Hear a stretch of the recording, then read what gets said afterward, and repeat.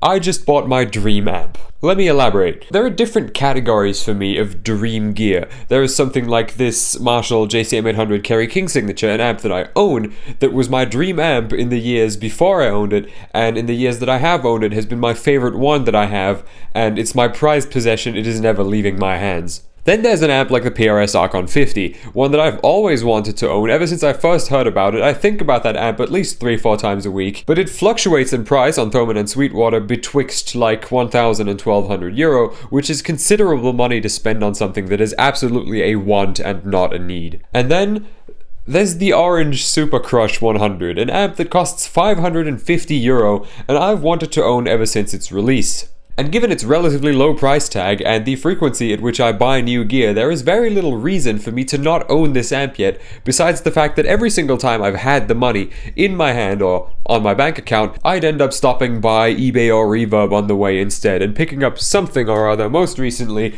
what I bought in lieu of the Super Crush 100 is this 1991 Washburn N2. I am ever so glad that I did do that because I love this guitar to death, but today is the day that it ends. Today is the day I finally break the curse and get to own what is probably my second most yearned after amp on the planet. It is lodged firmly in between the PRS Archon 50 in first place and in third place any rendition of a Marshall Plexi-esque amp that is hand-wired and sounds like Ingvar Malmsteen. So I won't waste any more of either of our time. Here goes. Ooh, baby. As you'll notice, it's not orange, and that is for the simple reason that it is going to be a set piece, and I don't want something big and orange in my set. I waited 3 extra weeks for this thing because it was only in stock in orange and not in black for a couple weeks, so that's how badly I wanted it not to be orange. Now you can't see that from over there, but all of the knobs on this thing are still set to 0 because I just pulled this out of the box. I haven't turned this on yet. I want us to experience this together, which is why this is recorded so awfully and impromptu, because I want to try this out now, but I also want my first impression to be recorded. So let's go. Hey, I forgot to mention this in the initial recording, but if this video made you want a Super Crush 100 of your own, then you can get one through the affiliate links in my description. I'm not, sponsored by Orange or anything. I paid for this thing in full, but if you use my affiliate links, I get a small commission. It doesn't cost any more for you, just supports the channel. So if you want one, be a Chad and buy it through those links. Thank you.